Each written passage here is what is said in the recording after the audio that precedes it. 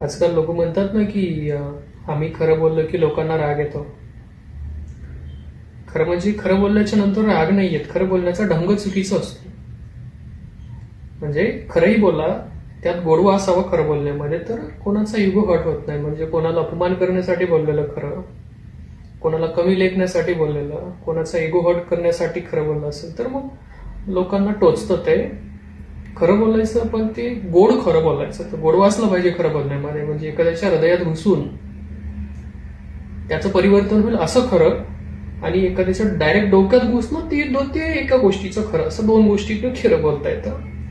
मग ती सवय सुरुवातीला असते, सवय डायरेक्ट डोक्यात घुसल असं खरं बोलायची, पण हळूहळू जसं जसं जागरूक होऊन गोष्टी करायला लागतात तसं नंतर समजतं की बाबा आपण जी खरं बोलतो ते डायरेक्ट डोक्यात जात आहे. खरं बोलायचंय, ते गोड खरं बोलायचंय.